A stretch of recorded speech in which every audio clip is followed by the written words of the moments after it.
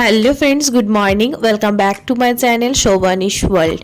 আমার গতকাল আপলোড করা ভিডিওটি যারা দেখেছেন তারা তো জানেনই, আমি ম্যারি ক্রিসমাসে যে হলিডে ছুটি পেয়েছি সেটাতে আমরা কলকাতায় এসেছি একটু মাইন্ড রিফ্রেশিংয়ের জন্য, ঘোরার জন্য।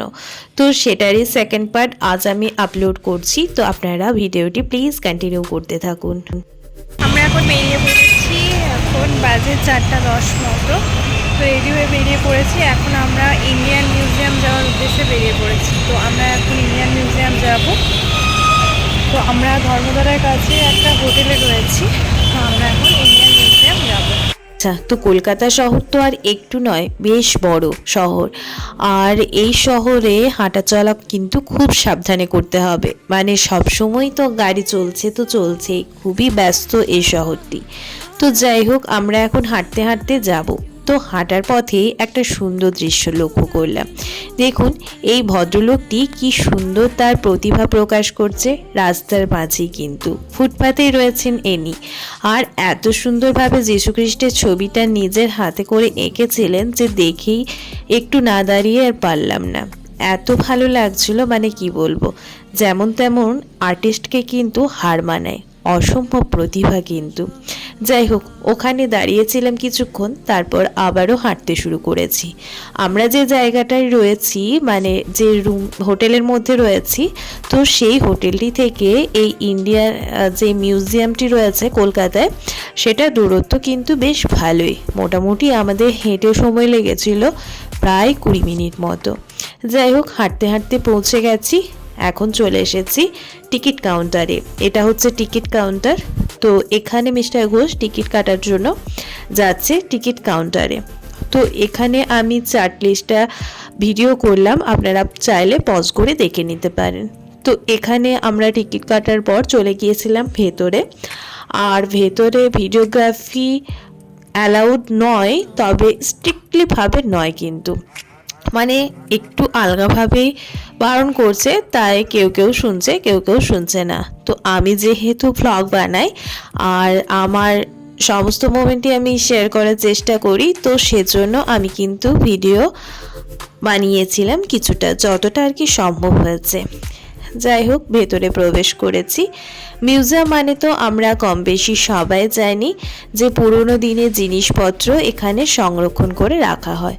তো যাই হোক, আমরা তো কম বেশি অনেকেই মিউজিয়াম দেখেওছি হবে। তো এটা হচ্ছে বিল্ডিংটা, চারিদিকটা সাদার মধ্যে, কিন্তু অসম্ভব দেখতে লাগছিল বিল্ডিংটা। সেজন্য পুরোটাই একটু গোল করে ভিডিও করে আপনাদের সাথে শেয়ার করার চেষ্টা করলাম।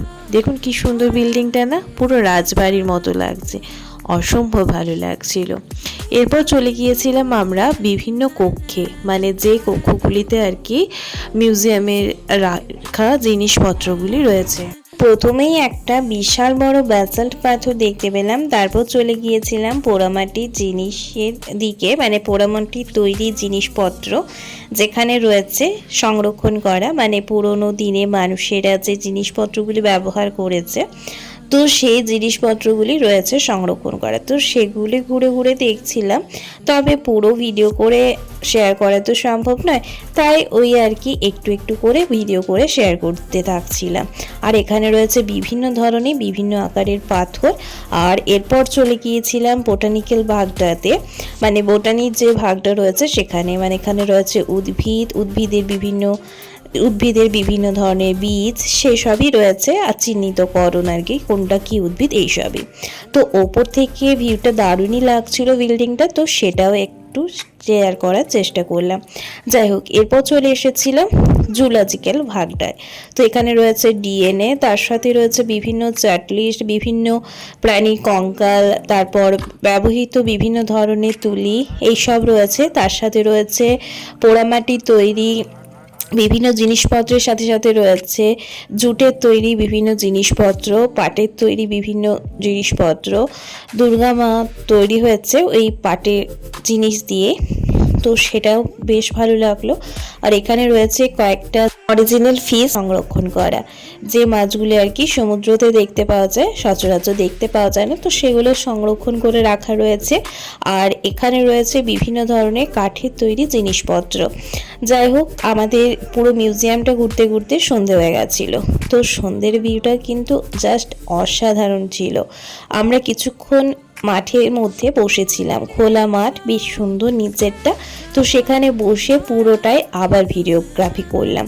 সুন্দর লাগছিল সন্ধ্যাবেলার দৃশ্যটা, সেই জন্য আর কি। চলুন, অনেক লেট করে ফেলেছি, এখন বেরিয়ে পড়েছি রাস্তায়। ও বাবা, রাস্তায় বেরিয়ে দেখি পুরো লোকারণ্য। আজকে কি যেন দিন, 25শে ডিসেম্বর। তো এই 25শে ডিসেম্বরে আমরা যেমন ছুটি কাটাতে এসেছি, সেরকম তো বহু মানুষ এসেছেন ছুটি কাটানোর জন্য। তার সাথে তো কলকাতায় যারা রয়েছেন তারা তো রয়েছেনই। আর এই 25 ডিসেম্বরে পার্ক স্ট্রিটটা তো অসম্ভব সুন্দর লাইটের কারুকার্য করে সাজানো হয়, সেটা তো আমরা কম বেশি সবাই জানি। তো সেই লাইটের কারুকার্য দেখার জন্যই হচ্ছে এত ভিড়। আমরা তো প্রথমবার এলাম এই পার্ক স্ট্রিট, তো আমরা জানতামই না যে এতটা ভিড় এখান থেকে শুরু হয়। পার্ক স্ট্রিটটা মোটামুটি এখান থেকে আরও 10 থেকে 15 মিনিটের রাস্তা। তো আমরা ওই লোকারণ্যর মাঝখানে লোকেদের গুঁতো খেতে খেতে পৌঁছে গিয়েছিলাম পার্ক স্ট্রিটে। তো পার্ক স্ট্রিটে গুঁতো খেতে খেতে পৌঁছেছিলাম বটে, তবে ওখানে গিয়ে কিন্তু সমস্ত গুঁতো খাওয়ার দৃশ্য বা সমস্ত ক্লান্তি কিন্তু চলে গেল।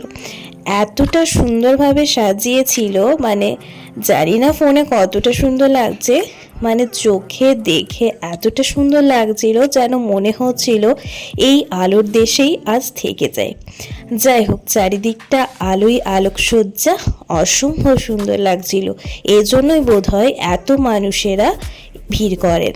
আর কলকাতাবাসী যারা রয়েছেন তারা তো প্রত্যেক বছরই দেখেন হবে, তবুও কিন্তু কোনো বছরই হয়তো বাদ দেয় না। মানে প্রত্যেক বছরই টিভিতে দেখায় যে প্রচুর ভিড়। টিভি, এখন তো সোশ্যাল মিডিয়া হয়েছে, প্রত্যেক বছরের আপডেট তো আমরা সকলেই দেখতে পাচ্ছি। তো প্রত্যেক বছরই দেখি প্রচণ্ড ভিড়, কোনো বছরই ভিড়ের কমতি থাকে না। তো যাই হোক, এই আলোকসজ্জা একবার দেখে মনে হয় বারবার যেন এই আলোকসজ্জা দেশে ফিরে যায়। যাই হোক, হয়ে গেছে আলোকসজ্জা দেখা। এখন ভিড়ের গুঁতো খেতে খেতে, মানে ভিড়ে লোকেদের গুঁতো খেতে খেতে এখন যাবার ইচ্ছে রয়েছে একটু চার্চে।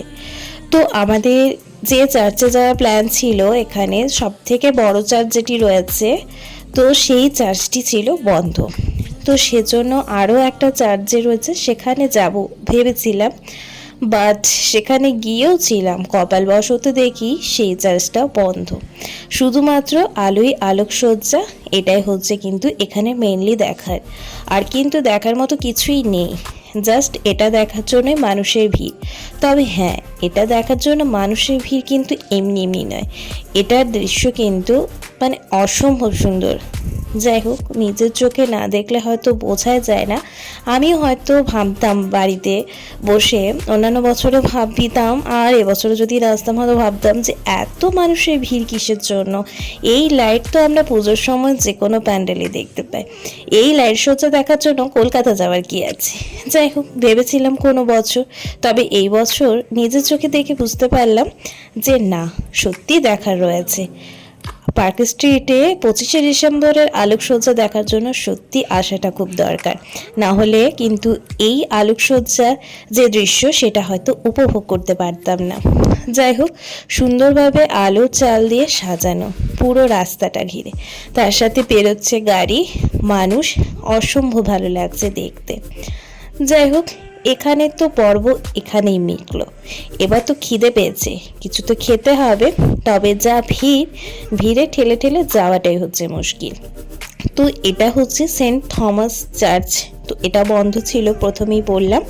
তো এখানে কিছুক্ষণ বসার পর চলে গিয়েছিলাম খাওয়ার জন্য। তো আমরা ভিড়ে গুঁতো খেতে খেতে আবার পৌঁছে যাই একটা দোকানে। তো সেখানে মোমো নিয়ে নিই, 50 টাকায় 1 প্লেট মোমো, 5 পিস মোটামুটি ছিল মোমো। যাই হোক, এরপর আমরা এখানে ডালের বড়া কিনি। ডালের বড়াগুলো বেশ ভালো লেগেছে, কিন্তু বেশ ভালো লাগছে। এই যে দেখছেন ছোট্ট ঠোঙাটা করে দিচ্ছে, এটা হচ্ছে 20 টাকা। যাই হোক, এখানে ডালের বড়া খেয়ে আমরা আবারও বেরিয়ে যাই একটা চায়ের দোকানে গিয়ে সেখানে দুটো চা অর্ডার করি। মাটির বাড়ির চা খাওয়ার স্বাদই যেন আলাদা। চলুন চাটা এখন তৃপ্তি করে খাওয়া যাক। Much later. তো চলে এসেছি আমরা রুমে। এখন বাজে মোটামুটি 9:30 পেরিয়ে গেছে, অনেকটাই রাত্রি হয়ে গেছে। তো এখন ফিরে গেছি রুমে, আর খাবারটাও অর্ডার করে নিয়েছি আমরা আজকে জোম্যাটোর থেকে। তো খাবারও দিয়ে চলে গেছে। তো এখন জাস্ট খাওয়া কমপ্লিট করে শুয়ে পড়বো, যেহেতু সারাদিনের জার্নি, তারপর এসেও একটুও রেস্ট হয়নি। জাস্ট দুপুরবেলা লাঞ্চ কমপ্লিট করে বেরিয়ে গিয়েছিলাম ওই ইন্ডিয়ান মিউজিয়াম যাওয়ার জন্য, তো সেজন্য আর একটু রেস্ট হয়নি। তো এখন এই খাবারটা খাওয়া কমপ্লিট করে শুয়ে পড়বো। চলুন এখন রাতে ডিনারটা কমপ্লিট করে নিই, তারপর ঝটপট করে ঘুমিয়ে পড়তে হবে। সারাদিনের পর আর ভালো লাগছে না। তো আমরা অর্ডার করে নিয়েছিলাম 5টা পিস রুটি আর তার সাথে মটর পনির। এটারই দাম নিয়েছিল 220 টাকা মতো। যাই হোক, আজকের ব্লগটি তাহলে এখানেই শেষ করছি। ব্লগটি কিছু ভালো লেগে থাকলে অবশ্যই একটা লাইক, কমেন্ট এন্ড শেয়ার করে দেবেন। আর আমার চ্যানেলে নতুন সদস্য হয়ে থাকলে চ্যানেলটি সাবস্ক্রাইব করে পাশে থাকবেন। সবাই ভালো থাকুন, সুস্থ থাকুন, ধন্যবাদ।